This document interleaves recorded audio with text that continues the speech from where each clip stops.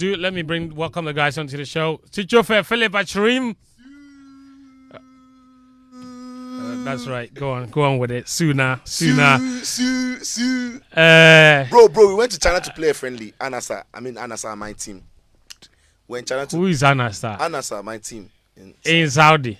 Yes. They went to China to play a friendly. Yes, we are having a tour, mid-season tour in China. We are having our tours. Wait, mid-season tour? Yeah. Okay. But Arsenal just went. No, I didn't say anything. We went there and we got injured. So we cancelled our game. When you say win, you and who got injured? Like, Ronaldo got injured. Because of our injury, we cancelled the games. We cancelled the whole tour. That they will train. Like, we will train. Yes, but all the friendly games. We won't play. How many were those? 3. And because Ronaldo is we are injured, we won't play. The whole team won't play. No, the whole team is we Ronaldo. We are injured, bro. So we've cancelled our games. Didn't you see our statement? There's power and there's power. Bro. Yeah. Daniel Granty, one member of the team is injured and they've cancelled all the friendly matches. Now who do you think the fans are paying to go and see? Charlie. They are not a serious football club. No, the football club. So Daniel is the one hitting the nail on the head. The football club didn't cancel the friendlies. The organizers are the ones saying, if he's not playing, what is the point? We got injured and we've postponed the games. We are injured, so we have postponed the games. So we are injured. It means the whole club is injured. Yes, but we are the club.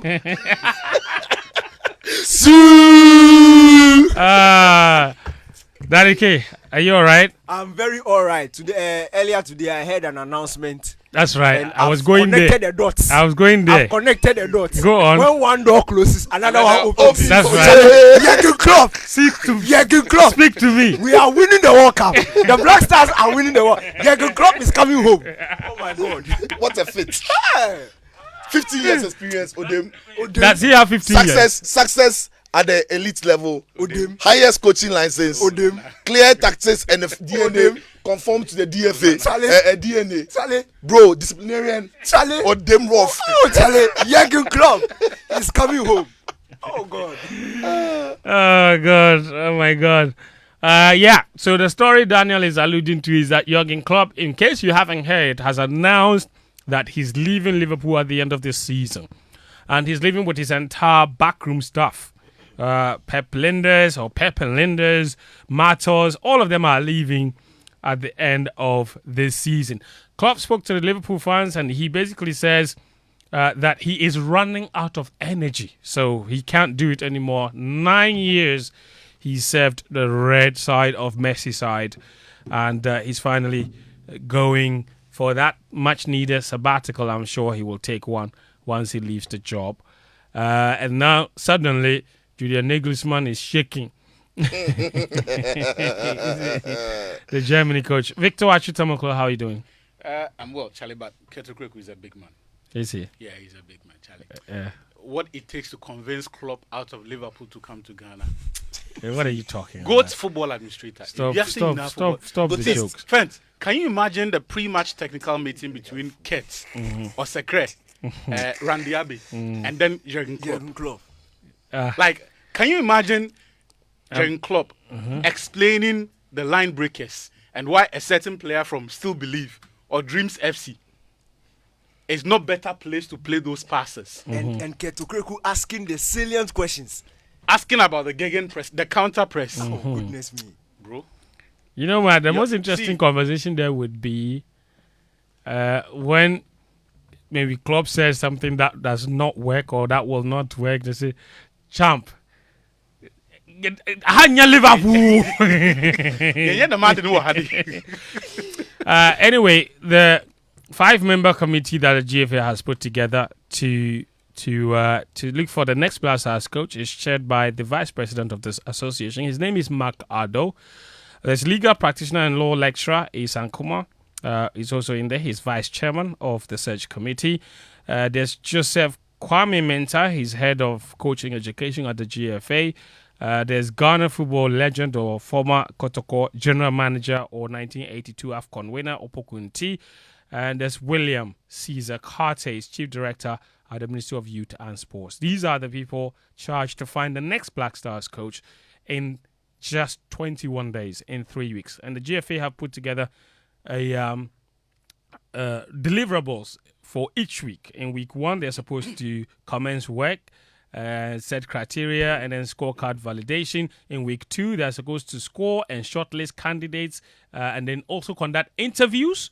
All of that in week 2. And by week 3, they're supposed to finalize work and report to the EXCO. The EXCO will review report and make recommendations to the Ministry of Youth and Sports. And then official announcement of the Black Stars coach will be done by the end of week 3. 21 days. Who can become the next Black Stars coach? 1, you must have the potential. You must have a proven track record of winning in coaching top men's national team or club football. So if you have any top record in coaching women's football, you are disqualified. Number 2, you must have a football philosophy that aligns or complements our DNA.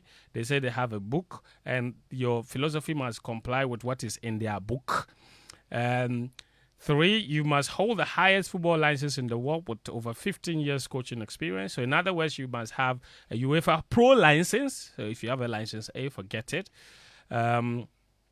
And no Ghanaian coach qualifies if you don't have the UEFA Pro license. I think a couple of Ghanaian coaches have the UEFA Pro license.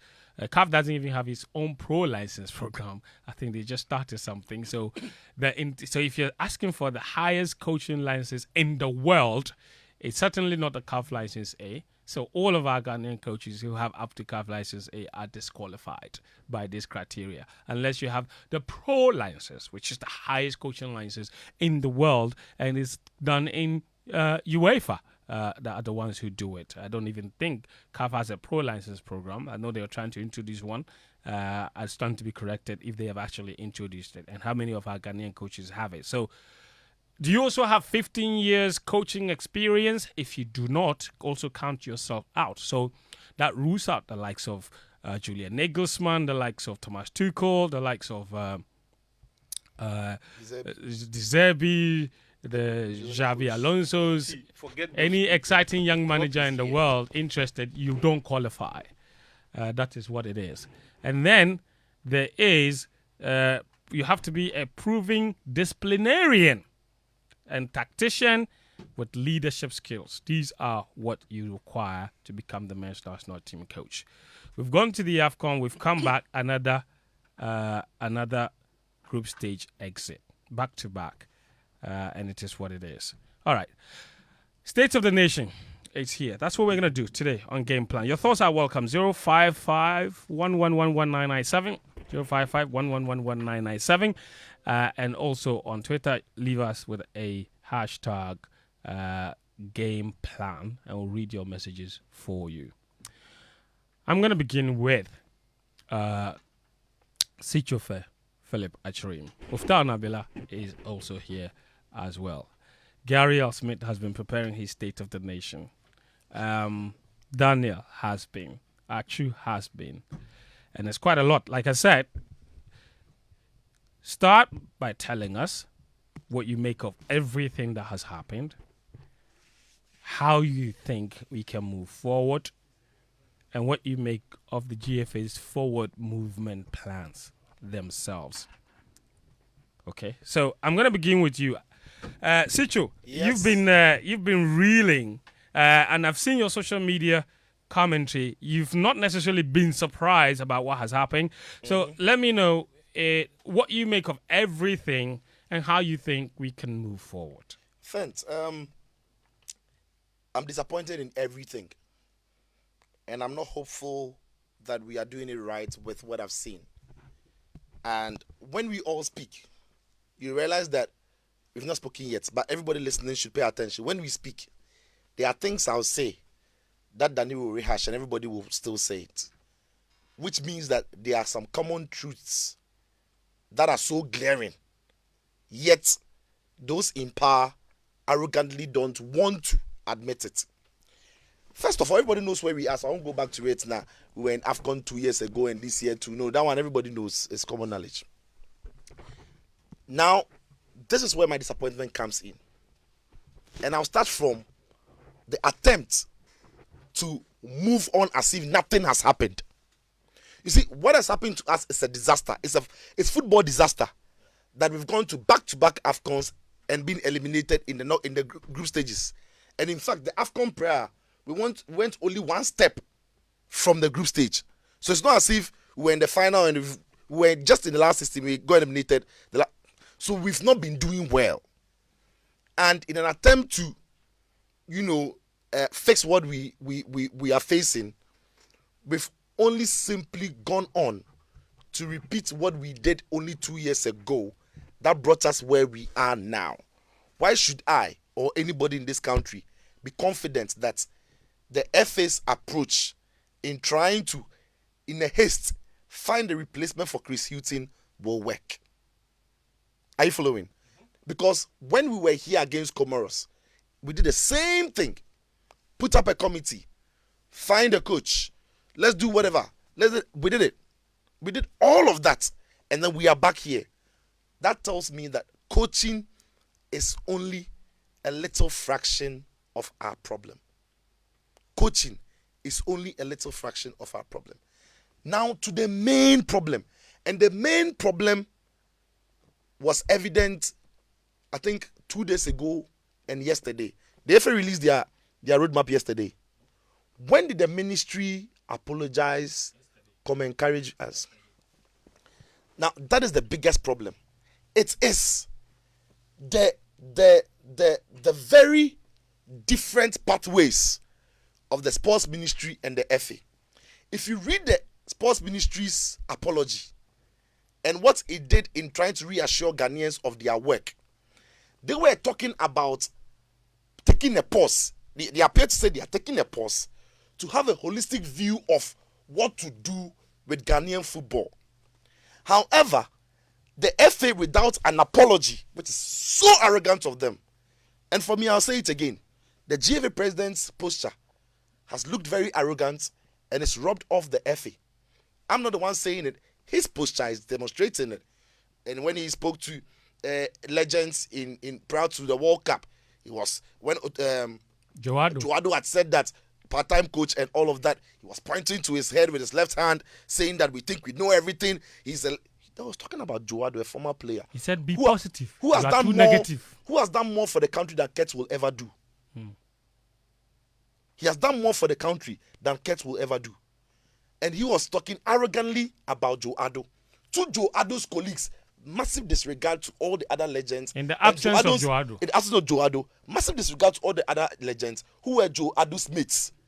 This same man, we came back from the disaster of Comoros.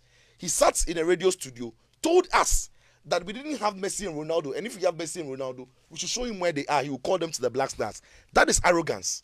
So, post Mozambique and Cabo Verde, the FA's posture to not apologize to Ghana doesn't surprise me, because the president's posture of arrogance robs of the association.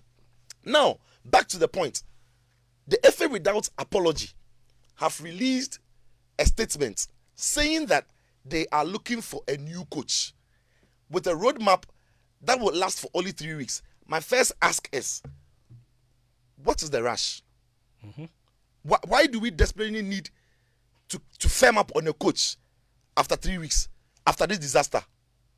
It's not like there's any competition inside. Our next competitive game is in June. We sacked Chris Hughton as soon as we confirmed that we were not going to qualify after Cameroon beats Gambia. That was when we sacked Chris Hughton.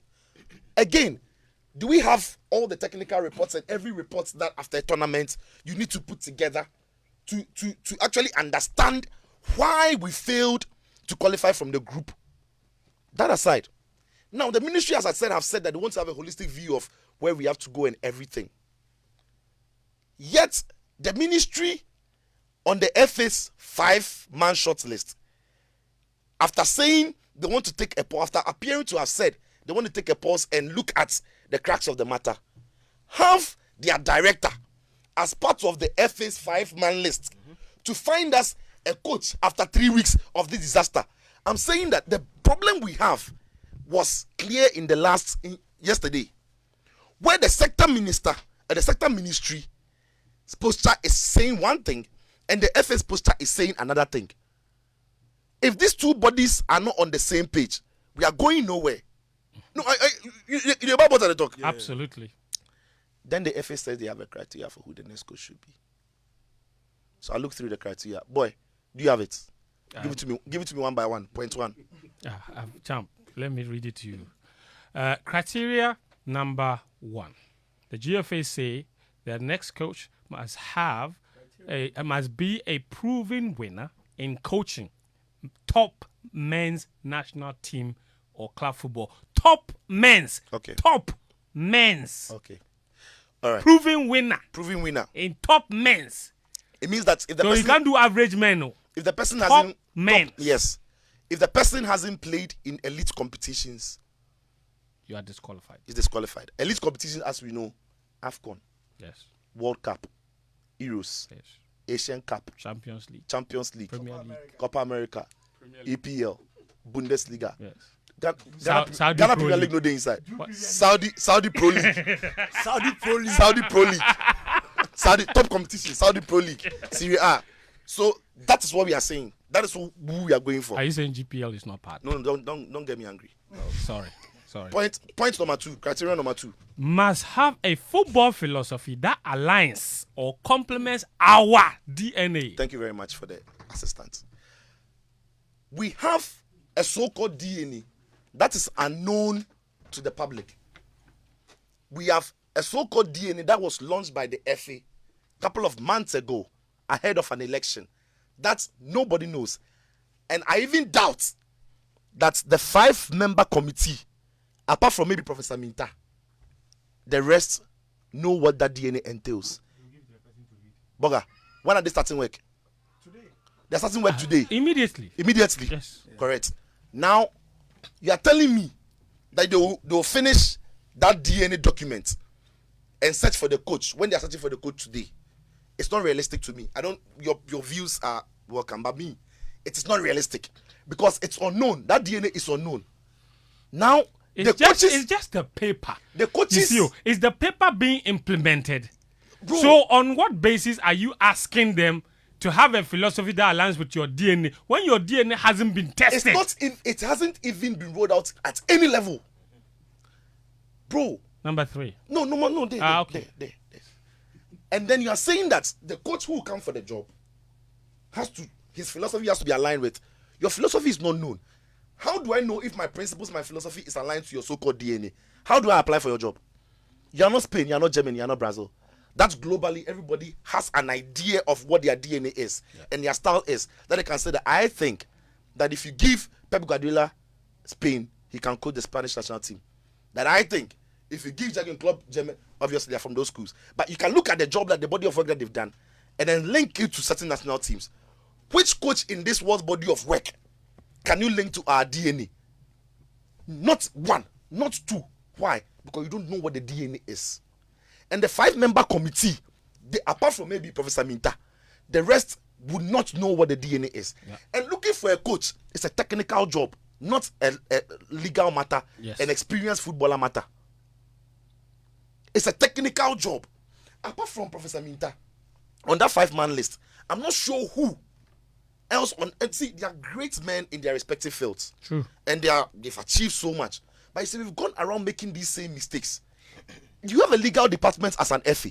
When you are dealing with the agent of the coach you want to appoint, and you need consultancy from Isankuma, the lawyer, you can draft him in. But when technical men have to sit and talk about what the DNA is, and what our philosophy is, and what the plan is, I'm not sure where he comes in. That's a fair point. I'm not sure where he comes in.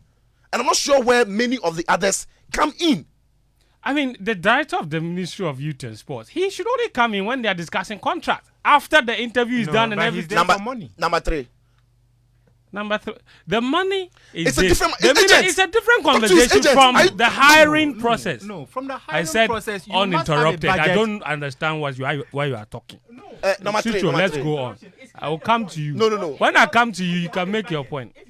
Your microphone is off. But you see, what Muftawu is saying, I don't even want to touch it. Do you know why?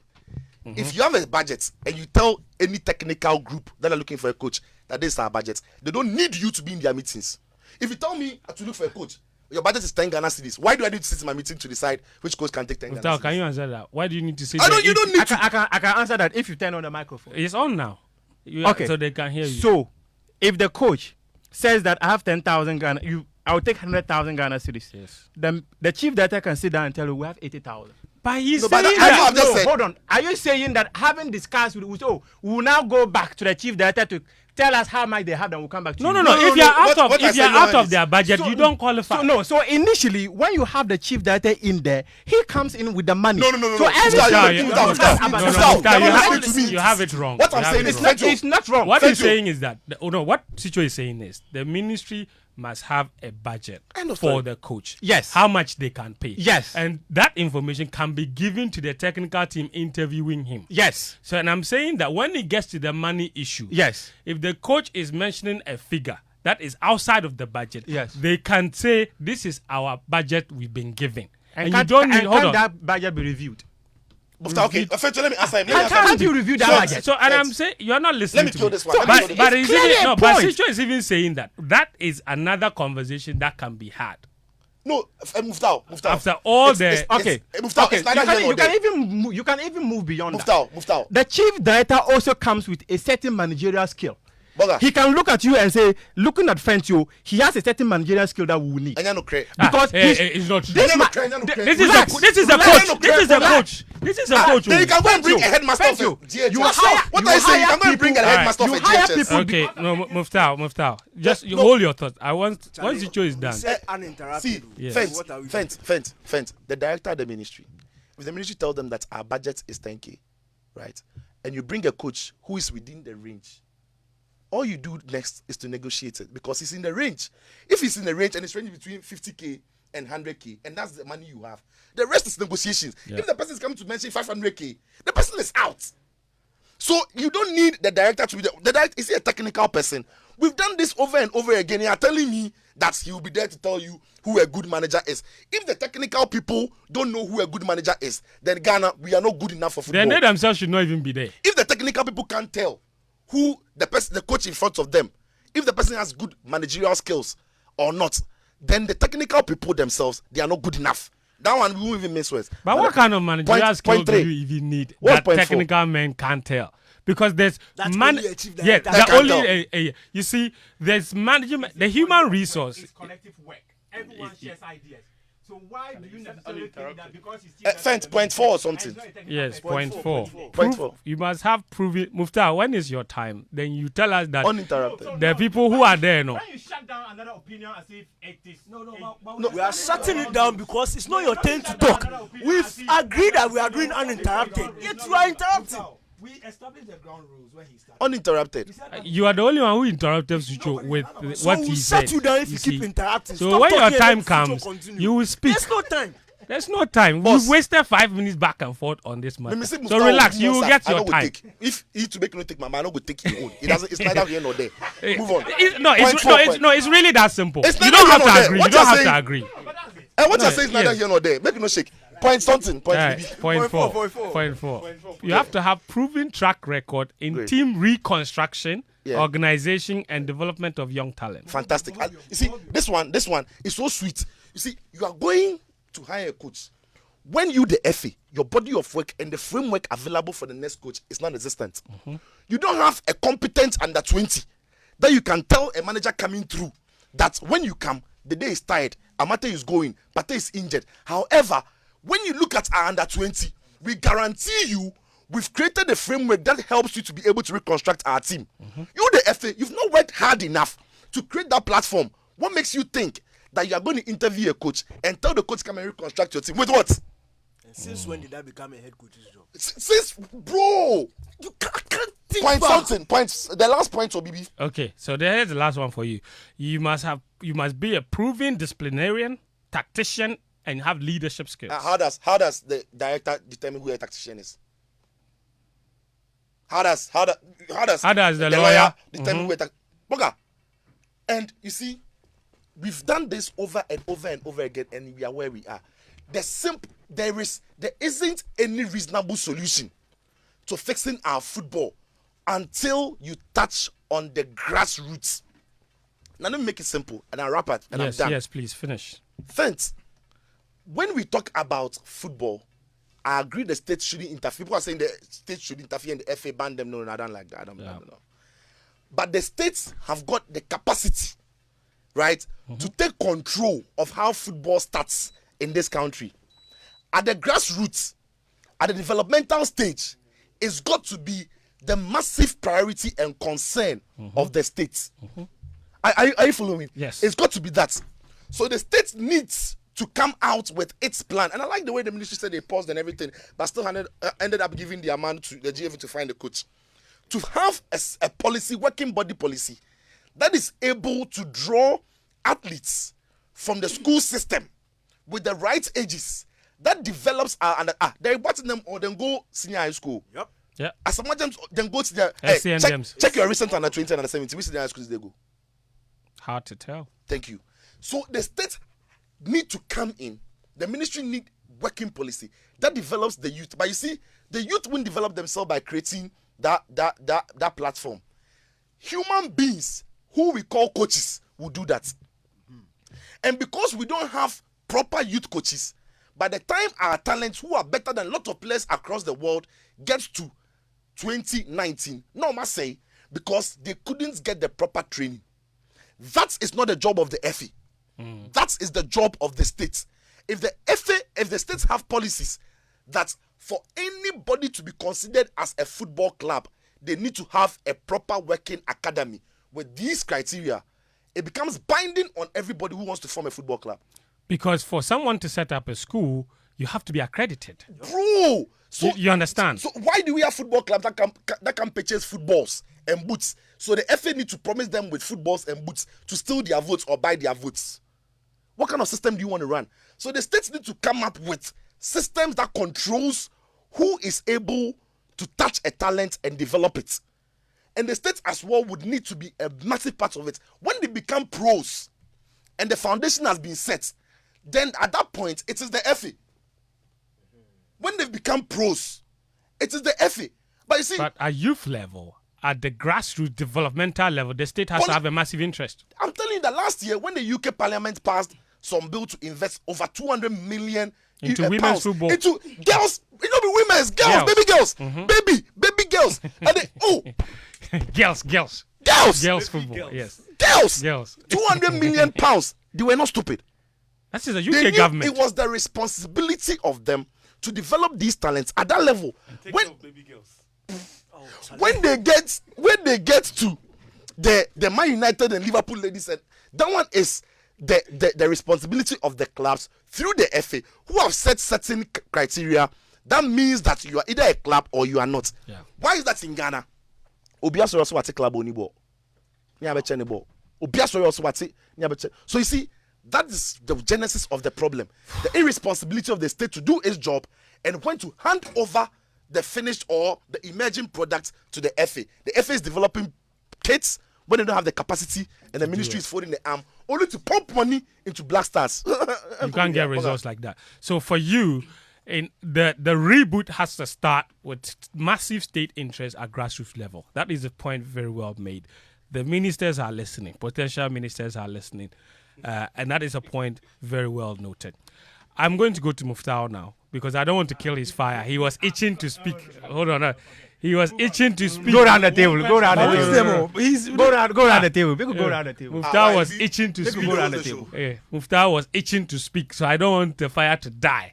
Muftawu, the fire yes, you came from Abidjan. You cried. I saw you. Muftawu cried. He cried, but even yesterday he called me. And told me that he said listen to Muftawu. He said when the journalists were fighting with the players, he was calm. But later he didn't know what happened. The tears just started flowing. Hard guy now. If Black Stars way though, actually what happened? Black Stars make you cry. What happened? You go explain. That is very funny. You might think you are indifferent about this team until it hits you so hard. So I was deciding to the mixed zone, but I realized it came. It is played. Talk to me. Talk to me. I've started your clock. Listen, a lot happened. You saw a lot. Tell us about how and why you think we failed and what you think has to be done and what you make of everything that has happened since we got kicked out. Daniel said the man who cried wants to talk. So, okay, so I cried and I'm going to talk. Okay, so I had a privilege of visiting the team's training sessions a couple of times. I had a privilege of interacting with the players, especially at mixed zones. And I noticed that there were some level of disagreements even within the playing body and technical team. And we all heard Jigu talk about how his colleagues needed to be very aggressive. We heard Dennis Odoi talk about how in the first game against Cape Verde, players were not taking responsibility for closing down the lines. And I also heard Chris Tilton talk about how he wasn't going to take responsibility for individual mistakes. So I felt that this was a disintegrated team that did not even feel like we were here for a purpose. However, everything appeared to have changed in the game against Egypt. And even after the game against Egypt, they spoke as a unit. I spoke to George Boat in the mixed zone where he said they win as a team and lose as a team. I spoke to Chris Hilton personally. He said the same thing. And the players too, who all spoke about how they win as a team and lose as a team. Many of us would recall after the first game, players kept, in as much as they wouldn't mention names, they made it clear that some people made mistakes, and they should take the blame for it. But after the game against Egypt, they felt that we needed to fight as a unit, and the performance then, per Chris Hilton, was the best since he took over the Black Stars coaching job. Then against Mozambique, everything came falling. I feel that this group of players did not take responsibility enough. The individual mistakes, I can't expect that from a player who plays high-level football. The individual mistakes, they were too questionable. So, for instance, that final group game against Mozambique, the ball is going out. If you want to catch the ball, catch the ball. If you don't want to catch the ball, let it go. That's why you cried. It's unbearable, bro. Charlie. That's what triggered him. I don't know why that was what triggered me, but there was lots of emotions. Charlie, you were taking Kai and going to Abidjan. We were here watching on TV. There were lots of emotions. And I feel that collectively we need to let these boys understand that we can't always absolve them of the failure of this national team. Yeah. Over and over again, officials have always been the easiest target. What about the players who have been tasked with the responsibility of fighting as ambassadors for Ghana? That's always been my issue. That's always been my question. And you speak to these players, though, they give you a certain body language, and when they go on the pitch, everything becomes different. And I felt that in this tournament, the players actually let down Ghana. I didn't see Keto Kreko cry, but I did hear from some of my colleagues who said that they saw him standing down there and was crying. I only saw him when he was standing with the minister, his wives, and then was it Sickins or so, and then Akosia Juman, when they were standing and they were having an emergency meeting at the stadium. I did see them. I was standing about 150 meters away from them. I didn't see him cry inside the stadium, but many people actually said he was crying. So the players let the country down. I felt the players let down the country. And in 2021? In 2021, who led the country down? Milo.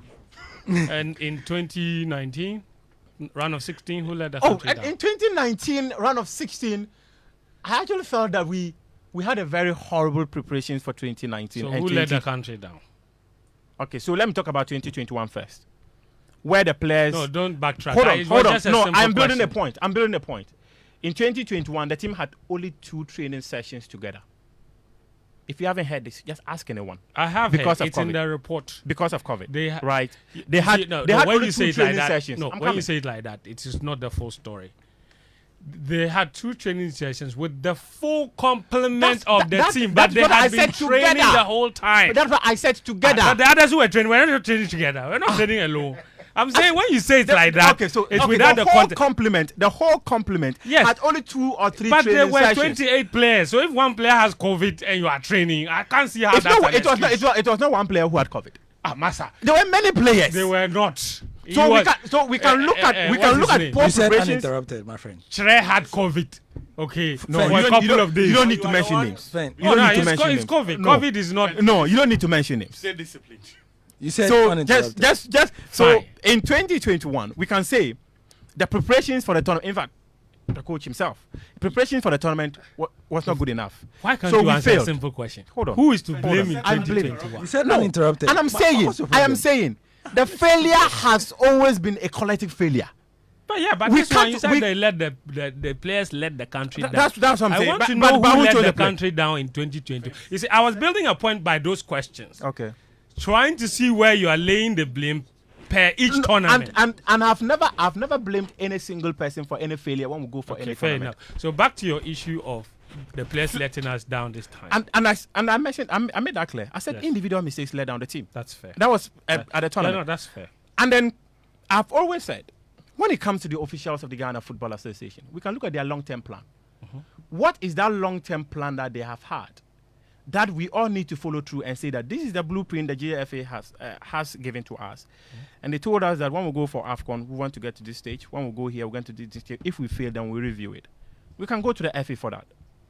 But immediately after the tournament, we go after the officials of the Ghana Football Association, forgetting that these FA officials actually entrusted people to manage the national team.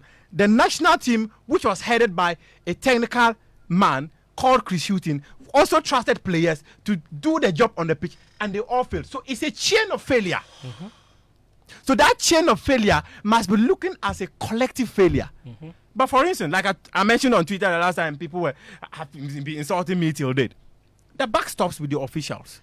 But I will go to the official and ask them, Kurt, when we're going to the AFCON, or since you took over GFA as the leader of the Ghana Football Association, what is your blueprint or your activity report you've been working with? Do you have one? If he doesn't have one, then we can look at it and say, Kurt, you cannot run the Ghana Football Association haphazardly. We need a specific plan that you are working with.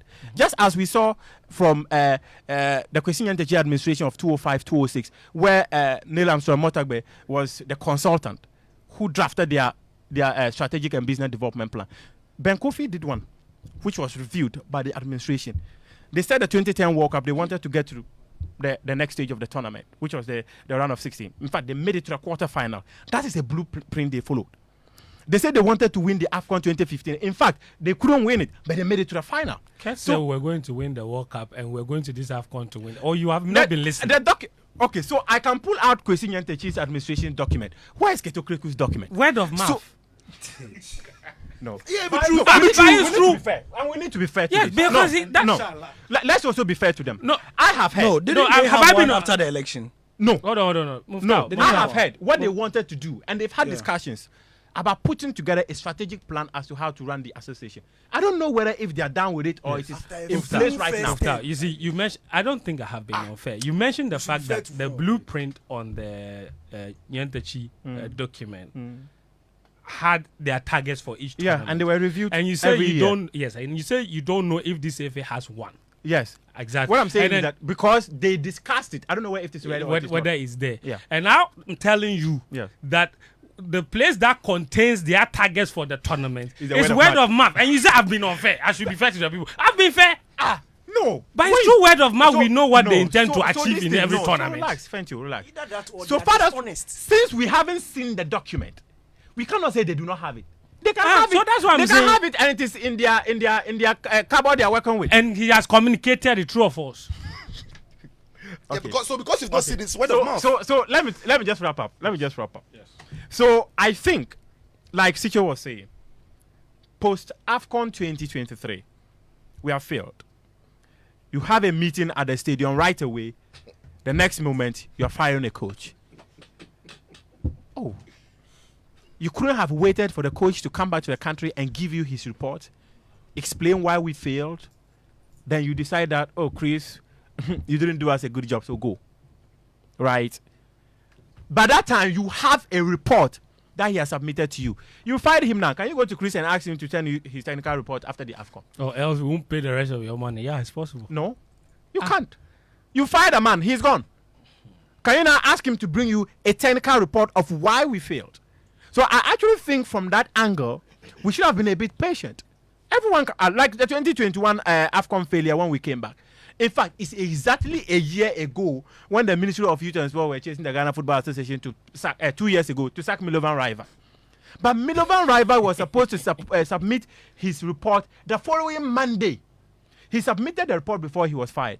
Now we fired Chris Hughton. Can we go to him? So that's why I feel that if we do not have that report and we know why we failed, then we will not be in a position to put the right structures in place for the next coach to succeed. So from that perspective, we can run at the FA officials and tell them that, no, you are the reason why we are failing the way we are doing.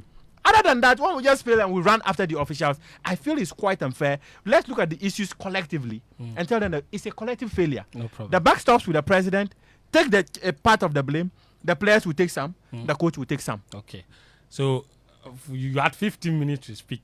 And basically, the crux of your message is that let's not blame Oli Ket. Yeah, no, let's not blame. Very well, thank you. That one, yeah. Okay. I know. I'll get more insults, but no, it's fine. it's okay. Very well. Very well. But we can't all agree. That's the No, beauty of course. the show. That's why I said very well. I like the divergence in opinion. Blame the president. And I like that. Yes, and I think that you are. Challenge teacher. To calm down. CJ is boiling. You say no. Yes, everybody takes their own blame. I agree. Collective blame. So let's not blame Oli Ket. So Muftawu has come to diffuse the blame game. No wonder. No wahala. No wahala. Oh, they say I've been compromised. I saw some tweets of that gave it 2 minutes DM. The way I loved it.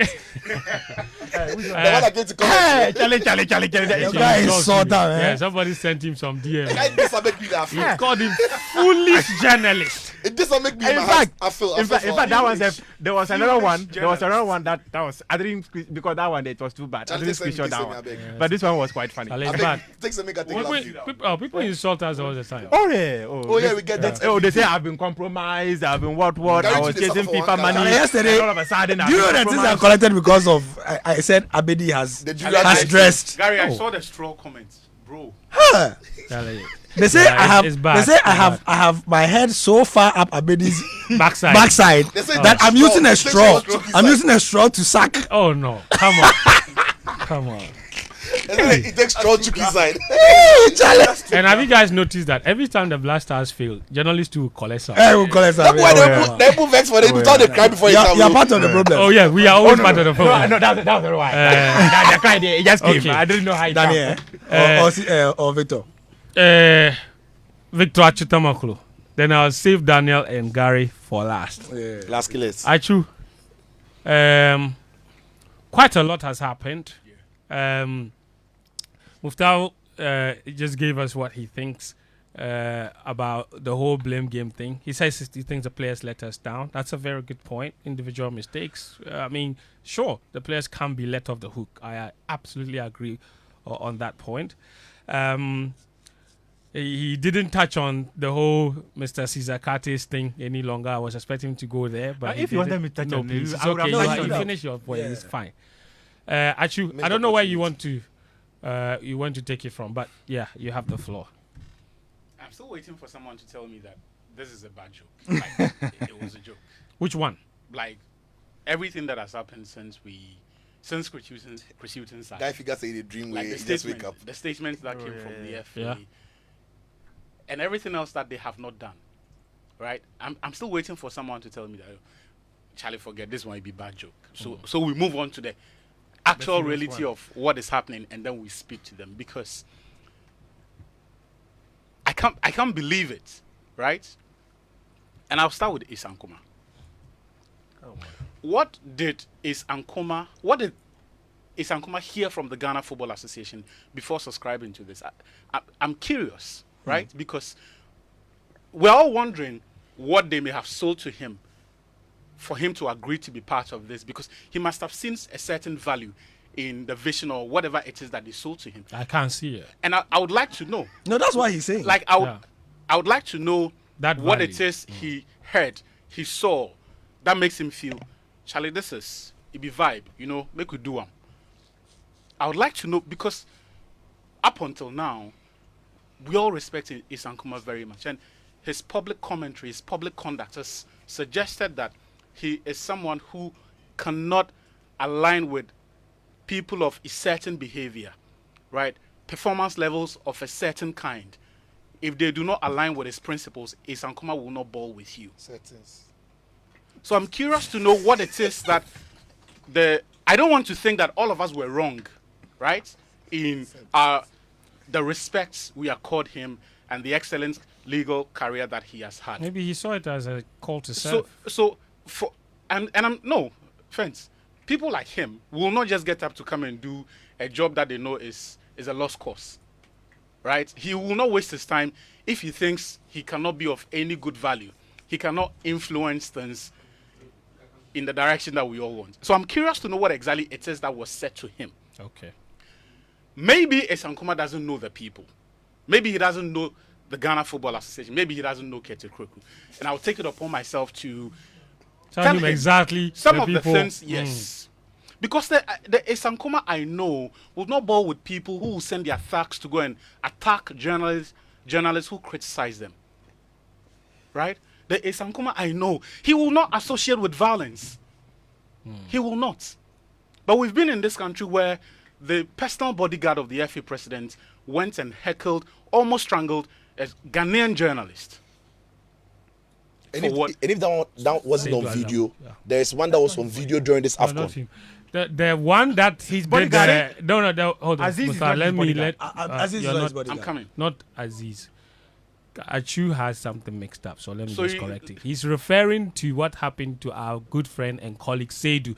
That USA. was done by the Aziz. security Yes. officer attached to the Black Stars. Yeah, but not his But bodyguard. that's No, not, no, not no. his So bodyguard. that's why I say you have Yeah. it mixed up. Yeah. So His I'm bodyguard correcting. is Faisal. But Faisal And is no, bodyguard. that wasn't these- on video. these We've are not the seen the people. evidence. But we've These seen that are at the the AFCON. people. These are the people that Isankuma is going to work with. So Bad you know, guys. you didn't finish the example. No, I'm there was coming. one. No, there was one. Yes. Where the Black Star security officer attacked a journalist and almost broke Seidu's neck. Nana, I haven't Hold finished. on. La. Then at the AFCON, I haven't finished. I'm Ket's coming own- there. Okay, go on. Hang on. Oh, pretty safe. In Ghana football, there are rooks who have found their way into that office at Rage, wearing nice suits, $3,000. Bro, the last time when we went for Chris Hutton's squad announcement at Alisa Hotel, I told one of them, and I cannot say it because if I say it, I'll be associating him with the people I'm calling rooks. I respect him, but I told him, Chief, the blazers and the shirts you've been wearing, if I become rich, I would like to buy some of them. But So your problem is you are pained you can't buy some now. He's jealous. But, bro, that's just by the side. There are rooks who have found their way into the Ghana Football Association who, when you criticize them, they will send their thugs to come and beat you. When at club level, when they want to get a coach sacked, what they do is that sometimes they will send their thugs to go and attack the coach in a beer bar, in his house, inside the stadium. All manner That of Kotoko nonsense. template Seidu Mba is an Yes. example. of Kotoko. Yes. He was sent to essentially go and lock the office where, by the office, I'm referring to the training grounds, Yes. where the coach will come and train his players. That was Draco. They have Lugarasic. Lugarasic. They have taken that And into. he told him, hey, Opa Braha, but They have Bowasumia. taken that into the Ghana Football Association's office, to the extent that Chris Hutton, Farouk Mohammed, then what's the other guy's name? Faisal, were seen saying that they were going to beat up the Black Stars coach. The FA president was informed. He was sitting with Kwabena Yeboah and Bright Kankambwedu, who told him that this is what your guys are saying they are going to do. For some strange reason, the one moment where Chris Hutton was confronted by these thugs, the so-called Aziz was not present. And then the two individuals, one of whom owns a football club that I believe belongs to the FA president. They go on, confront the man, but for the timely intervention of Amate and some other people there, only the Lord knows what would have happened to Chris Hutton. Where did this happen? In the Black Stars Hotel. Cote And d'Ivoire. journalists, here's the thing, journalists couldn't, even with accredited journalists, did not have access to the Black Stars Hotel, the space where these guys entered. Muftawu, did you get access Yes, there? I entered. But on invitation. at the times By when someone. And okay, so let me just give a quick explainer. When I got, because the FA were sharing the same hotel with Nigeria. Yes. So when I walked in, they saw my accreditation. They allowed me to enter without any. So questions. they will allow you. So I entered inside the premises and now called the person who invited So me. what that kind time of and I came. what kind of accreditation would someone like Faisal have? FA special accreditation.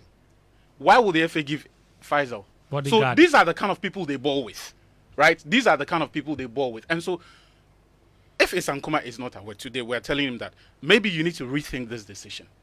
If all we believe about you is true, and I believe the things we believe about him are true, that he is a fine gentleman, these are not people you want to associate with. And then there's also the foul mouth of the Ghanaian sports media. He has to come and deal with them. No. He should wait. Oh. No, no. Friends, Listen. friends, do we you are not kind. listen to radio? Friends, we are kind. When people talk sports, Friends, I'm telling you, not we are, us. You and I. I'm are saying okay. that. But our Friends, brothers across the Friends, the still, two buildings. I'm no, telling you rooms that. away. 2 rooms away. I'm telling you that the Ghanaian media is kind. Bro, some of the things I read from the English tabloids, if any Ghanaian public official reads that, they will be depressed one time. One It will time. straight to your that one phone. is true. One time. They have some bloody headlines. Hey. You say headline. But more to the point, Friends, friends, more to the point, this thing that Isankuma has signed up for, it doesn't work. I'm going to read you the profile of a certain man who has had similar jobs. The job that Isankuma has signed up to come and do. The profile of one man who has done it in the past on 3 occasions and he has failed. This man holds a Bachelor of Science degree in Applied Mathematics for the City College of New York and an MBA from the Columbia University. Wow.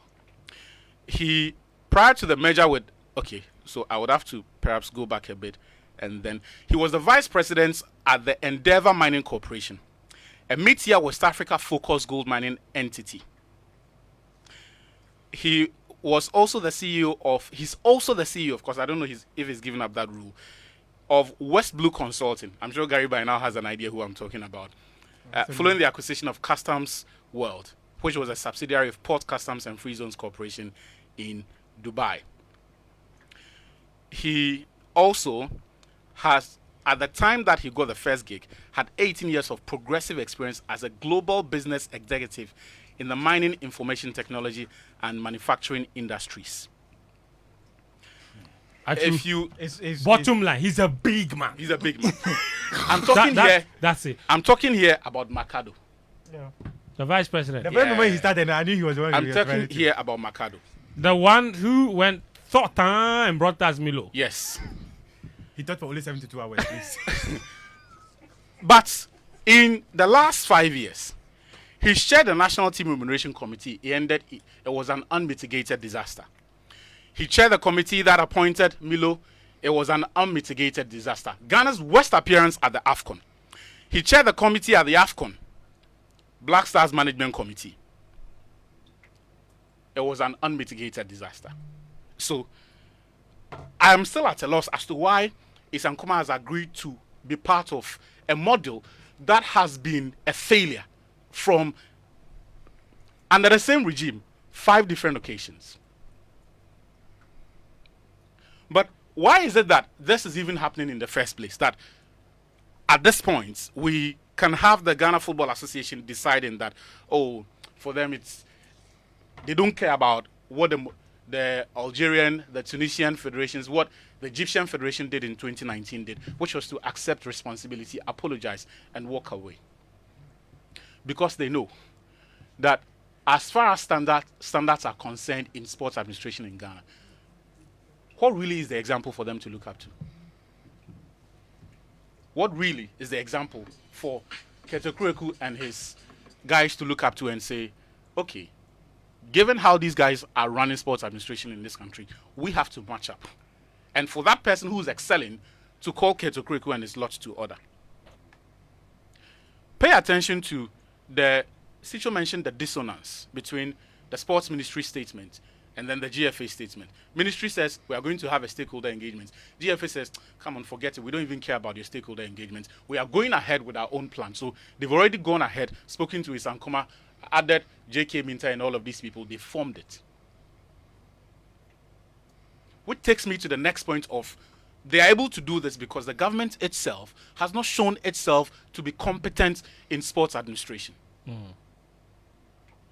How else do you tell me that after sinking millions of dollars into the national team under this Okreko administration's watch, you will sit down again and watch them roll out the same card that has failed them in the management of your resources or resources that you have been entrusted with?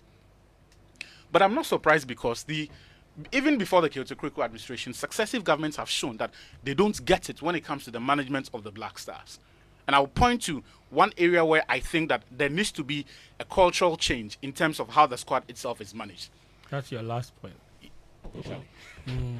I'll come back to you. Don't worry, we'll have time. Yeah, because I don't understand why we have attached the presidency to the national team so much so that we have legitimized the monetization of the Black Stars and taken away the most important thing that will essentially require and hold players to higher standards. Bro, When players go there and misbehave, when they are supported by these oppressive yet paranoid regimes without a semblance of decency, wisdom, and civility, we see and you see, here's the thing: the highest office of the land essentially go and legitimize the nonsense that the Ghana Football Association is presenting to. Hey, George, bring me a I'll give you an example. No, hold on. I'll give you an example, Gary. Go ahead. So let me give you the example. Go ahead. When Andre Ayew, out of sheer petulance, misbehaved and he was sanctioned by what's his name? Kwesi Appiah. Andre packed his bag and says, I'm walking out of the national team. His brother followed him. Today, thanks to PR that has been substituted for image cleansing, image laundering, today Andre is presented as the embodiment of commitment. We don't have short memories. But more to the point, when that incident happened, you had the highest office of the land at that time essentially going to beg Andre to say, come and play. You forget about the fact that you have misbehaved. What does that communicate? What does that communicate? 2019, when Asamoah says because he's been stripped of the captaincy, he won't play again. President Akufo-Addo called him again, begged him to come and play. The part of this that annoyed me, and I'm very upset about this because the moment it happened, Jan, Dede, the two players who decided to turn their back on the country, in the case of Andre, out of sheer petulance, after misbehaving, after being sanctioned, walked up to the president's office without the FA president, without the sports minister, without the FA management committee, and sat before the president and said, yo, old boy, give us $12,000 or we won't play the AFCON. It was 12,500. 12,500 US. Oh, Muftawu, you spoiled it. Are you kidding me? It was 12,000. Are you freaking kidding me? Are you freaking kidding me? Factual, innit? And you know, they were not sacked. What happens was the old boy calls Isaac Esiaman, who by then was in his village, and says, the Black Stars are here, so whatever you're doing, come here and be part of this conversation. Long story short, the president agreed, $12,000. 500. Out of 500. At the AFCON. And then they told the president, AFCON come to 2019. Ismaila because we're going to win the AFCON and we'll start by winning the first game. Friends, you were in Ismaila at that time. Yeah. What happened on the day the president showed up? SMP. We drew 2-2 with Benin. In front of him. Embarrassing. Somehow, after this incident, every time we're about to go for senior man, you watch match we win before. This matter. somehow You mean the Senior man. president? That means we as a senior man, we don't know what to Yes, all the games we win, he watches on TV. No, the stadium. and in fact, look, Stadium. Only one has win one AFCON match since 2019. Senior man, somehow- By you, when did he come to power? 2016. 2017. So he supervised 2017 2017, AFCON, but he didn't go. Because he was Friends. too busy doing Appointments, putting government together. appointments, somehow, transition team, yes. after this incident, every time the boys were going for a tournament, AFCON, World Cup, the president will call them, he will jowl with them. The last jowl. He will do what? He will jowl. Why? Is that the past tense of Alhaji Jaola or what? My Tadi people will understand. In fact, the last jawulation happened. It's not an English word. No. Fucking boy. No. Why do people call so? Gary record that for you right now. Google it. I'm going to Google the word. It's like hold on. Yeah, it's like the word fracadam. I honestly thought it was an English word. That's what I said. Belati. But if Prince Charles here, I'm going to adopt him. Yes. The last violation that happened was in Kumasi. The president added Stoneboy. And then Singaton. And Singaton. Yes. Wait. What's the Singaton phrase in the TikTok? It's like there's something.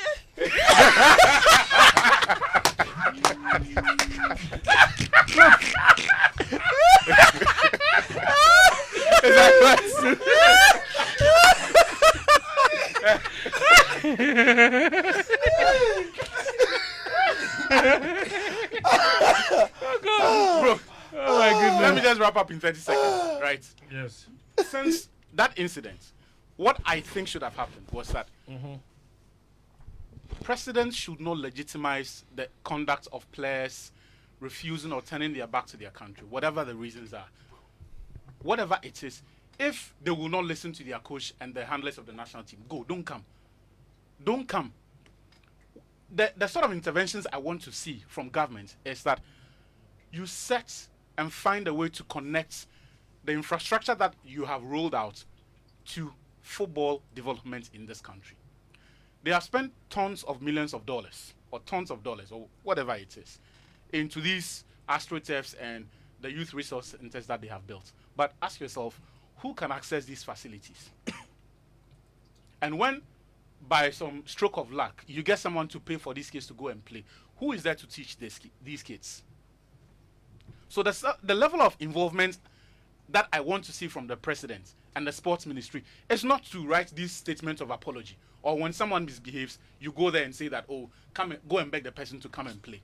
Let us see you commit resources to a plan, a long-term plan that will ensure that just as Shapiro trained Asamoah Gyan at Accra Academy, you are training the next generation of instructors so that at the basic level, the kids who are being taught the rudiments of the game are getting world-class education. Look, the standard is what the guys at Right to Dream are rolling out. If the people teaching today's kids are not to the level of Musa Sissoko and the guys who are providing mentorship and actual tutoring to these kids, forget it. Okay. You are only sinking money down the drain. Thank you, Atsu. Tamakloe. The fire is enough. Atsu. Jaule. Yes. The jaulation was a lot. But thank you. Very important points made. What sticks out for me is the monetization of the national team. Me too. And we have to stop it. 2 points. Okay. That's one. And then, of course, massaging egos. No, the presidency one. Then their involvement. It's a big deal. Yes. Yeah. Actually, even forgot to mention the fact that they came to him and said they needed 25 million. And the president, out of all the important things in this country, he called corporates. To a breakfast and appeal for 25 million. Yeah. Corporate Ghana being as wise as they are. And because they don't want trouble. No. And even forget, they gave a seed money of 10 million. Yeah. Yes, they thank you. Want trouble. They gave a seed money of 10 million. That is the government. They gave a seed money of 10 million and wanted to use corporate Ghana to raise the remaining 15. No. Slow down on the seed money. Hold on. They said they were giving. Let me put it down. Slow down on that seed. No, listen to what Atsu is saying. You know why I'm saying that. Some of the things that we cannot say publicly. But what is the evidence of the seed money they gave? No wahala. But the point I'm trying to make is this. The point I'm trying to make about that exercise that I consider such a folly is this. Why would the president, in his wisdom, look at all the problems we have in this country, all the needs of the people of this country? I don't have water. I've not had water for the past 2 months. Okay? Yeah, but they brought me a bill. Hold on. Yeah, you've not had water and they brought a bill. Yeah, me too. I haven't had water since November. No problem. They brought me a bill. So I'm looking at, look at what is happening at Kolebu. Look at what is happening at Kolebu. We are seeking private investment. Look at what is happening at Konfonachi. Private investment to build public infrastructure. And yet, you will sit down and let some people convince you that we are going to AFCON in Cameroon, that we need 25 million. And that if you give them 25 million, they will win the AFCON. And you agree. No, Fentuo, that's not too fair. Hold on. What is not true? It's not. I say it's not too fair. Because then the let me 25 finish. million I was don't for understand. Afcon. Let me that judge. figure has You see, to be when you 2.5. say I'm not being fair, it's different from saying I'm not being factual. So if you say I'm not being fair, that one I don't care. Okay, that is your sentiment. So if you were correcting something that I said, I would agree. But if you want to express your sentiment on what I said, I'm not expressing sentiment. So the $25 million that they wanted was for the Olympic Games, for the AFCON, and the World Cup. no problem. Danny says his time is going. So yes, but I'm saying that do not let anybody convince you that it was a wise idea to call all of corporate Ghana, all the big mining companies. Muftawu said something that's not clear. Who went to demand the 25 million? It's the sports ministry. Sports ministry. Sports ministry. Okay, understood. Yes, it's the sports ministry. And then you call all corporate Ghana, all the mining companies, telecos, all of them to a breakfast and say, give us 25 million. Because some people have come to say that if you give them the money, they will win the AFCON. As part of the things, they'll win the AFCON, they'll bring Olympic medals. Then you call corporate Ghana of all the problems we have. And after that, what was the result? They disgraced the president and churned out the worst performance in the history of this country at the AFCON. But how much were they able to get from there? And guess what? This is why I love corporate Ghana. Having realized that the idea itself, It's bunkum. to borrow Muftawu's words, is absolute rubbish. They came and out of the money the president asked them for, you know how much they contributed? According to the Minister of Youth and Sports, Tell me, they brother. 2 million was what they got. But by 2022 World Cup, they had raised about 4 million. 2 million is what they got.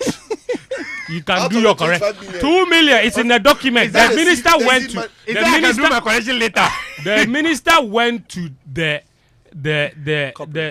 yes, the Parliamentary Select Committee on Sports and told them that they only raised 8% of their target. They got 2 million. And I say, corporate Ghana, are you cool? Ambo Juma. Well done. Because even if they had given them that 25 million, it would have changed nothing. Because the performance they churned out in Cameroon had nothing to do with lack of finances. So that did not contribute Our in boys, any way they to come the in disaster. Qatar. They come in Qatar for that. You understand? also. And yet, here we are. Was it not Qatar? Before they Abu went, Dhabi. It was Abu Dhabi. No, Abu Dhabi. Dhabi. Then they came to. and yet, Okay. before they went for this one, like Atsu said, we went to have another dinner with them, give them a battle flag, and then did something, and then they went. They did what? No, didn't there's want actually the something that Atsu didn't mention. Which was? There was a meeting which happened around 2 a.m. because the players wanted increment of their bonuses. Yes. Despite the $12,000, $12,500. And where's no Monday? 2 a.m. Yes. You see, so let's Ah, stop where? this. Where? in Abidjan. In Ismaila. 2021. Yeah, Okay. Ah, 2019. 2019. So for me, like, I just need the president to stop encouraging these people and indulging them in this nonsense. So when I say we should blame the players, now you all accept. So there is that. There's But I that. don't No, believe no, that no, Are the players the ones writing the Okay. checks? Anyway. Yeah, they didn't Are create they that the one. ones entrusted with They didn't the create that taxpayers? system. Who are Let's they? not Make forget. Danny talk then, make we. They didn't create that system. Okay. Ibab, All right. make Danny talk. Okay. Mm. So it's okay. One week. But listeners, today, yeah. All right. Oh, Yes. I made a mistake. You know, normally I'm good with these things. What was that? I should be note the vocabulary we have gotten today. Yeah, The English vocabulary and I can't only Daniel Cranston. So relax. this is game plan. Yeah. Okay. On 99.7 Joy FM as well as on Hits 103.9 FM. We're looking back at, of course, what happened at the AFCON and what the way forward really is. Lots of you are listening to us on Twitter Spaces, also watching us on Facebook Live as well as on YouTube stream. The guys are taking turns to provide what their nuggets are as far as the future of this AFCON or the future of our football is concerned. Muftawu's point, Sicho's point was that until we address the grassroots, until government gets involved in the development of talent, we will not get anywhere if they always are looking to get involved at the very top and throwing money at the Black Stars. It's never going to work. We've seen it done over and over and over again, and it's returned the same results. Muftawu says, while we share the blame, while we try to find culprits for the disaster, he thinks it should be spread. It's not just one person's fault we are where we are. Atsu says the monetization of the national team is part of our biggest problem, and the president must stop getting himself involved in all of the fracadam, because at the end of the day, they will always return and disgrace him. Yes, and he doesn't understand what place, I disagree with that. and why people. Yes, so that's it. I'm just summarizing everybody's point.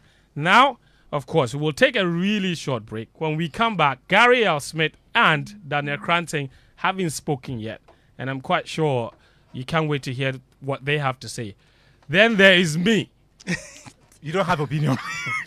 Then there is me. You want to be a host? We'll be right back. The fooling has to stop at some point. But are we half? I have stopped Tahiru, it. Citrus started off on a brilliant. Danny K, it's your turn. brilliant Go. fashion. Yes. Yeah. But we'll not even wait to be asked the question, Po. No. No. Go on. I loved where Citrus started the conversation. You see, when we started, I told you that I need to come after Citrus and Atsu because they need to lay the foundation. We are doing under 17 Before- job and under 20 job for Thank you. Take the Black Stars. Before I take over the Black Stars. And look, first of all, we have to agree. We know we have a problem. We know we have a footballing problem. But my point is where we've reached with the sacking of this coach. The next step with regards to the Black Stars is very essential. And the group of people who've been put together to name that next head coach have to get it right. And it means saying they have to get it right. Let's take it back to yesterday when Chris Hughton was getting the job. Friends, you remember I was very skeptical. In fact, at that time we were not here. Yes, I was very skeptical. And then I mentioned that even though he's gathered, incredible experience over the years, he's coached at the high levels, I didn't think that when I looked at the pool of players we had and his principles, I didn't think it would work out with us. At that time, the people said, me, I don't want somebody who the FA can control. That's why I'm saying we shouldn't go for Chris Hughton. I said, oh, that is cool. But today we are here and we've seen it firsthand. I want to tackle this from the very technical point of view so that people will understand why we say certain things. Friends, Chris Hughton is a very conservative manager. Mm-hmm. And I'll start by saying those types of managers, if you notice, small, they are falling off. Yes. In modern day football. Yeah, time is catching up with them. You don't see them occupying the high jobs here, the top jobs in football these days. They are falling off. Their time is passing. And there's a reason for that. The current crop of players that are being produced in the various academies, all the serious nations, when you look at their syllabus, their DNA, they are all very offensively biased. So in as much as, yes, teams, they know, I'm not saying they don't know how to defend, but everything is structured towards players being produced who can play very offensive type of football. That's where the world is going. Mm-hmm. So because of that, conservative type managers are suffering. Because you may have been good in 2008, but 10 years from 2008 in 2018, the crop of players that you have to work with don't have that instinctive nature to sit in that very defensive block the whole time. They've been taught their upbringing in football is supposed to, they are supposed to attack. It's expressive. Expressive, very expressive. That's the word. So there was a problem from the beginning. Now, there's this very interesting YouTube channel. It's called The Coach's Voice. Mm-hmm. They drop videos like twice a month, once a month. Yep. What they do is they invite managers, and the managers will come in and explain their footballing philosophy. True. Chris Hughton appeared on that channel, and he was asked to talk through his footballing philosophy. Was it the one about how he beat United? Thank you very much. Now, at the start of the video, I've watched it like 7 billion times. At the start of that video, Chris Hughton makes a statement, and I quote, he says, "How expansive my teams are will depend on the opposition, the players they field, and the way they set up. How expansive he will be depends on his opposition, the players they field, and the way they set up." Reactionary. Very reactionary. You are a very smart person, Tahiru. It's telling you that Chris Hughton is not a proactive manager. He goes into matches to stop opposition. He said it himself. Even with the Black Stars, he said it. Wow. But I'll be quiet. And I always say something. Managers' principles do not change. No. The tactics will change, but the principles do not change. You will always see it everywhere they go. And as I continue, you will begin to understand why Danny was saying some certain things throughout these last 4 years. Because Chris Hughton is very, very similar to Otuado, what we saw under Otuado. And Milovan. And Milo. Yeah. Very, very similar. Very. So at least for the last 4 years, for the past 4 years, the Black Stars have been set up to play a certain way. You may not want CK was special. Very expansive baller. But then Agro. Tahiru. Chama. Now when you listen to the statement I made, the quote I made from Chris, the quote I just read out from Chris Hughton, and you juxtapose it against point number 1 of the Ghana football DNA document. Point number 1, when it comes to their objectives, they say to train coaches and players who are proactive instead of reactive. Is there point number 1? That's their DNA. In the Ghana football DNA document, number 1 of objectives, it is there. Now this document they started preparing it about 3 or 4 years ago. This line that I read, point number 1, proactive instead of reactive, I saw it in 2021. That's when I saw this line. When was Chris Hughton hired? 2022. Only last year, 2023. If your technical director No, was doing 2023. Last year match. 2023, if your technical director was doing a research and found this objective as primary, very key, and you were working in tandem with them, would you have gone to bring a manager who stands for reactive football? Not just stand. Who explicitly stated that is who he is. That is point number 1. We are getting there. Now the downside of this type of football is that very few players in the modern game will be comfortable playing this type of football. Very few. You might look, and that's what I always tell people. You think I'm doing agenda, but it's fast. Where we had reached, it's not about first 11.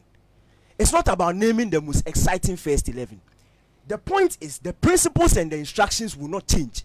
So if you put Ashmeru and Pate, you put Niama and Kudus and Joseph Pincer, and you put Iñaki, they will not be able to play expressively.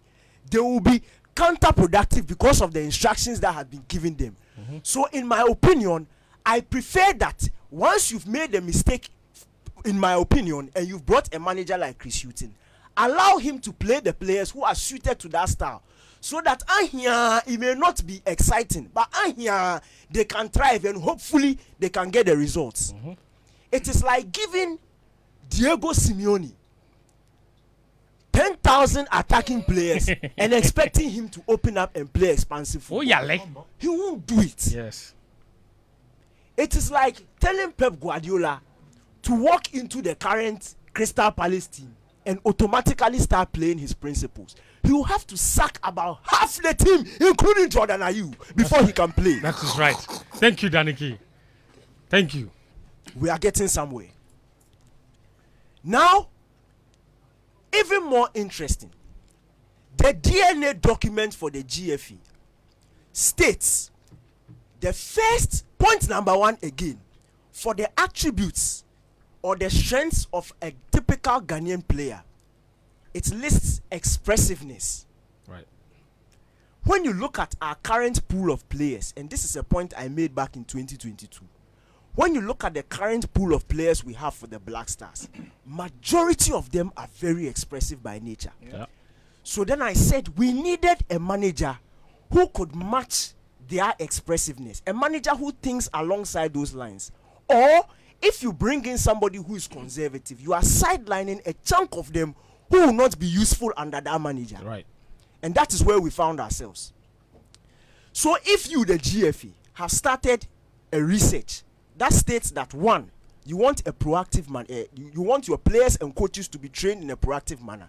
Number two, you recognize the fact that your players are expressive by nature. Why would you go and hire a manager who is conservative by nature? We are getting somewhere. Philosophical dissonance.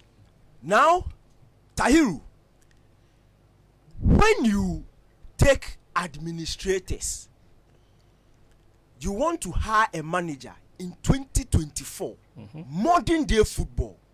You want to hire a head coach, and you carry administrators instead of strictly technical people, because this job, and that's why I side with Sicho. Let's not make any excuses for why administrators are part of it. Doesn't concern them at all. It is a strictly technical thing. When you are going to hire a manager, it is strictly technical. You can't sideline technical people and carry administrators to go and look There's for only one technical man in the team. in a Makes five, no sense. one Makes no fifth, sense. 1/5. It just shows we are not serious. But let me even take you deeper into the mind of a conservative manager, so you understand where we were. Tahiru, I always tell you this thing. Me, when I'm assessing head coaches or I'm analyzing games, I try to see it in the lens of the coach's principles. That's the only way, because you can't assess something if you don't understand it. Yeah. You get me? How do you explain what you don't understand? Thank you very much. So if you don't explain if you don't understand the idea behind it or the principles behind it, you can't properly criticize it, or you can't properly point out where it's going wrong or where it's going right. So then we go to Chris Hughton, somebody whose very footballing principles is built on defensive solidity. First, that's the first thing he thinks about. He's a low risk, safety first type of manager. So what is that? What he does is that he sets up his teams not to win, but not to lose. Say about those two. Thank you very much. He's setting up his teams not to win games, but he's setting up his team to be very difficult to break down, so that the opposition will not win. If I won't win Koranteng, then we'll draw. That's how he's seeing it. Now I'll give you very concrete and solid examples. If you remember the pre-tournament preview we did here 2 weeks ago, Yeah. Sicho and I mentioned something very, very important. That what worried us most was the fact that Chris Hughton himself wasn't even able to, up to the time we were going to the competition, was not able to set up the Black Stars for us to stop leaking. We were too open for a Chris Hughton team. As for the goals and creating chances, no. I tell people on Twitter, stop saying that thing. He's not thinking about it too. Stop it. Like this, how many chances do you create? We are not creating any chances. We have attacking play. Stop thinking about that thing, because They're saying that because they don't know the man. they don't know the man. The coach Chris Hughton. They don't know the coach. Because Chris if they knew, they don't know the coach Milo. They don't know the coach Chris Otuado. otherwise those creative numbers will surprise them. Charlie, it doesn't concern them at all. Forget about it. They don't think about that. Now, even more important, Tahiru, there was a reason why I gave him the score I gave him last week against Egypt, because that was the first time I had watched a Chris Hughton game where, if you check the numbers and you watch the game, Egypt did not create one chance. They didn't open us. There was no point in the game where our goalkeeper was forced into making a save. When you were mentioning the XG numbers, I told you to add context, because the XG numbers, and the reason why Egypt had a high XG was because the first goal was an empty pole. Back pass, goalkeeper is sideline, empty pole. If you understand how XG works, it is higher. It's a high chance. Number two, There's a high where chance of that. Bukari lost the ball, which was a direct error to go. That cross that came in, it was literally in the 6-yard box where Mustafa Mohammed took the shot. So that again will increase the XG. It doesn't mean that it was a chance created by Egypt. It just means that as at the point where the shot was taken, the chances of scoring was very high. That's the only reason why the XG was high. But to be fair, they worked the ball to that position. They worked the ball to that position so you have because to give them Bukari that. lost it in his own box, and literally all Trezeguet had to do was to cut it back. Yes. That is not a worked out chance. That's why it goes down in numbers as a direct error leading to goal. It is not an Egypt But chance. also, Trezeguet wasn't sleeping. He worked for it. He chased the man and pressed him and took the ball. But how do you want to saying argue that this the point? value on Okay, let's the not value on digress. chances Daniel, you go create on. from build-up is Daniel, go far on. outstrips what you are describing. You have 2 minutes. I have 5 minutes. No, I'm you timing don't. No. Myself. You gave these people this. No. You say I have 2 minutes. Gary Alsmith is here. Okay, because of Gary, I'll speed up. Look, there's a reason why Chris Hutton, and this this point I'm making, I need listeners to listen to it carefully. It is not that anybody has gone to pay bribe. This just shows you who the man is. It is the reason why he started off with Partey and Salis. Partey is not there. He plays Elisha and Salis. Elisha and Baba. When Salis and Co were not there, he brought Edmond Ado, and he's not looking at the progressors who. Yeah. He's not looking at people who can give him something going for it. Ashimero is a plan B. He's not a plan A. Oh, he wasn't, because it's like it's like people forced him to play. Thank you. He has tried everything. The thing is not working. He say, okay. Or the players are getting injured. Thank you. So you there, I'll play it like that. There's a reason why. It's not like Edmond Ado has gone to, when he looks at when he looked at the squad of players he had at the point in time. Yes, he knew Edmond Ado hadn't played in a while, but Edmond Ado know if he collects the ball sideways, backwards, low risk. It's true. Very low risk kind of player, safety first kind of player. So he's automatically attracted to players like that. That's how they think. It is as simple as that. That is why at the AFCON, you would see that Jordan Ayew on the left-hand side, Joseph Pinsel on the right-hand side. Anytime Pinsel touches the ball, it looks like Ghana could create something. Yeah. Ghana, when Pinsel picks up the ball, he has that natural edge to run at opposition, create opportunities.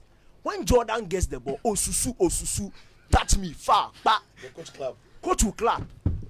The reason is Chris Hutton sees what Pinsel is doing as a defensive liability.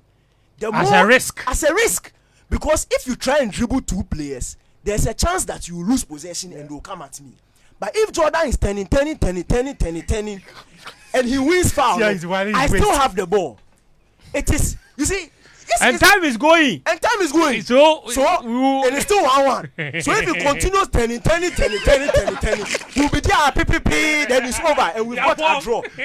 And that is the reason why Jordan will play. Even after everybody can see that there's true spark and attacking offensive spark is coming from Joseph Pinsel, Ghana is still clearly concentrating our builders from Jordan's side. We are not using Joseph Pinsel's side. And if there's going to be any substitution, he will sacrifice Joseph Pinsel and not Jordan Ayew. That's how they think. Look across the world of football and think about managers who still play that way. Look at Crystal Palace. Look at how Crystal Palace are set up. Even Atletico are dwindling now. They're going down. Atletico, they are changing small. Yes. But the way they are conceding, by March, Diego Simeone will return back to this team because it's not going well. Look, it is just how it is.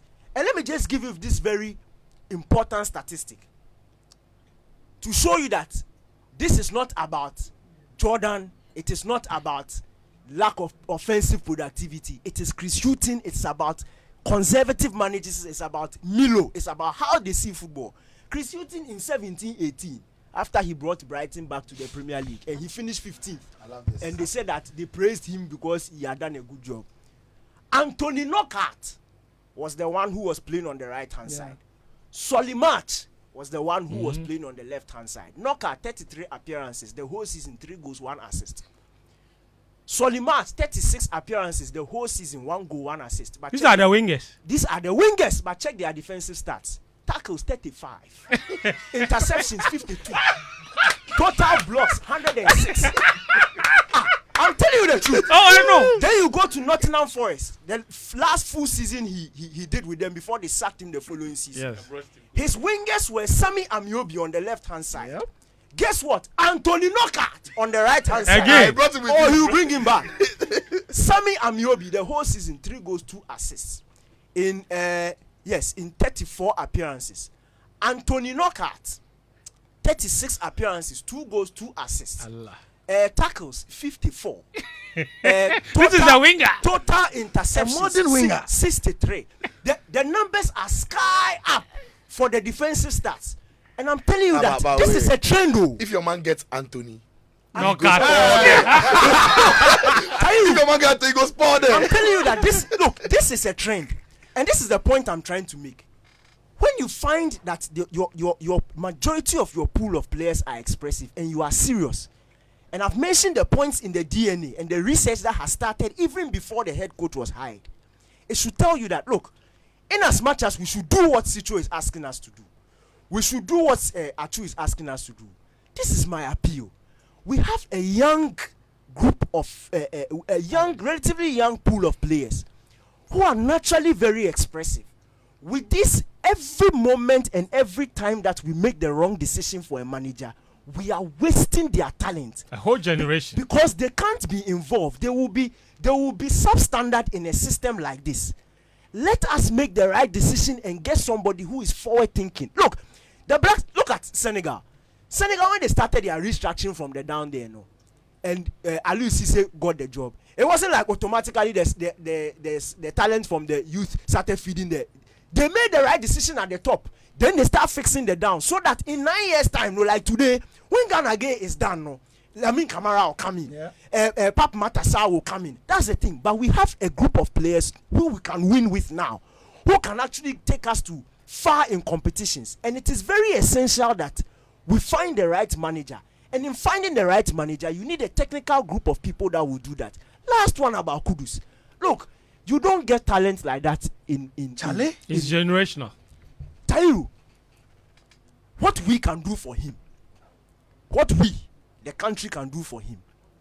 When you look at the likes of Didier Drogba, Samuel Eto'o, Baby Jet, these legends of the game, even the Messis, the Cristiano Ronaldos, it is not like Aubameyang, no, that when you look at his club career, it's nice. When you go to national team career some way, you have to do it side by side, especially when you are born into a country that is naturally gifted with football. Ghana has football pedigree.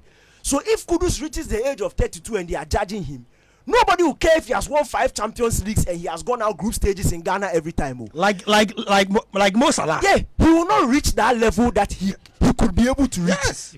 We should make the right decision now to help this group. Charlie, there's too much talent that we are wasting. Thank you, Daniel. Too much. And to help your point, today FIFA made a post on Instagram. He says, goal scorers, African edition. And you know the people whose pictures were there? Momo. Didier Drogba. Samuel Eto'o. Monko. George Weah. Then they put Asamoah Gyan. Monko. Champion. They have not gone to put Aubameyang. No. And they were all in national team jerseys. Thank you. My friend, there's good news coming. What is? You're supposed to do a job for me. See, wherever Chris Hughton has gone and left. Bro. When he left Brighton. Okay. Slow down. When you have time, when we finish with Gary, we'll come and finish up with that point. All right, bro. Mr. Al Smith, Danike has stolen a lot of your time. 7 minutes, but I can keep it. I'll keep it really simple. Yes, keep it simple. I'll keep it very simple. Summarize. So, when Milovan succeeded in 2009 and 10, he succeeded because even though we had a group of players that were, in their minds, a bit expressive, they were young enough to be malleable. And so if you ask all of them, me, when they came from 2009 and came to the airport, as a young journalist, I followed them from the airport to the M Plaza Hotel. I put a microphone to Andre's mouth. And me and my big mouth, I asked him the question he probably didn't want anybody to ask him. How does this trophy put you when compared to your father? I asked him. And it seemed he had been coached long before. Because his answer was that his father has done what he has to do. It does not mean that he's living in his father's shadow. And this is just the first step to building his legacy, his own legacy. I've started with Andre. I will finish my submission with Andre. So hold it right there. In the last 4 years, we have mishired managers. I wrote that. Danny has expanded on that. Exactly.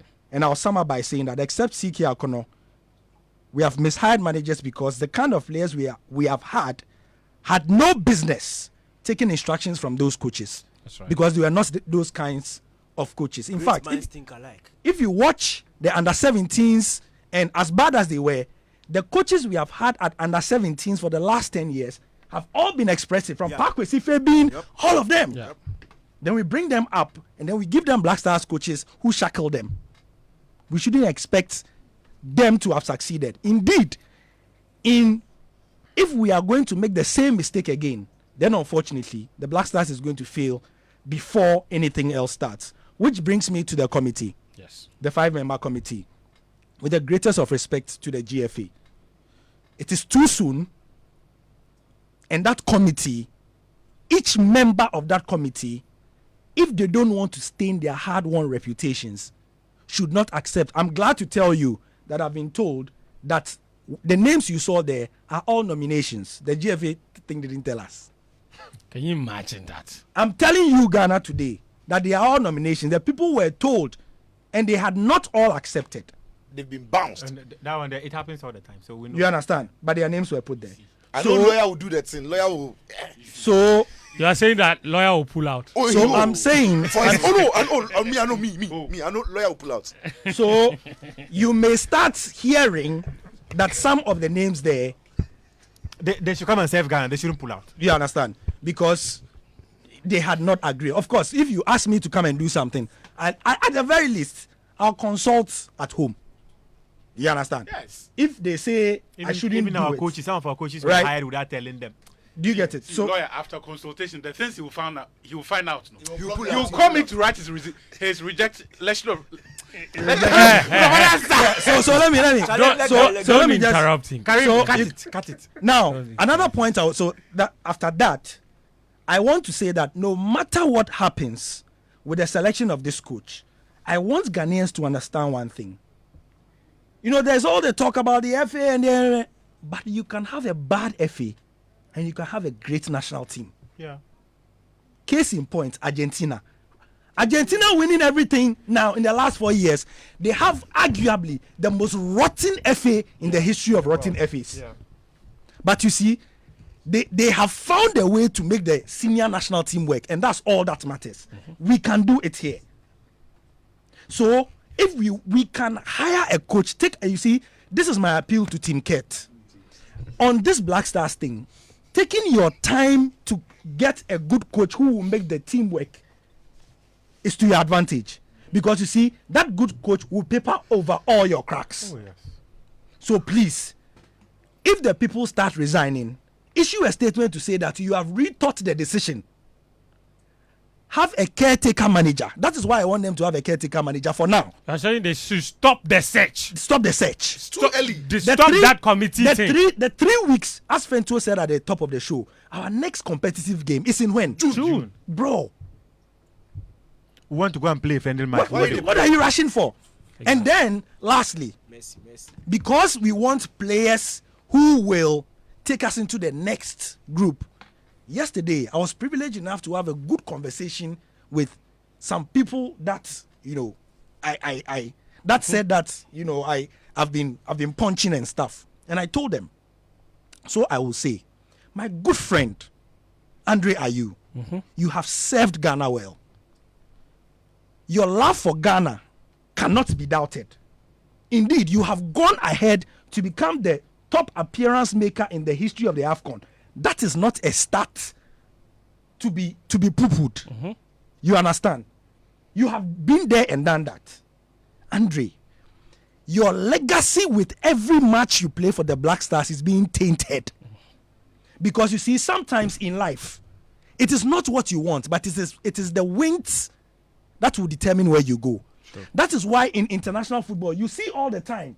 And the latest is Ali Malul of Tunisia. But the thing be serious. So look, he chopped red card for Comoros. He missed penalty no, against Uruguay. at the build point, times have they come catch. penalty. Look, you see Ali Malul of Tunisia.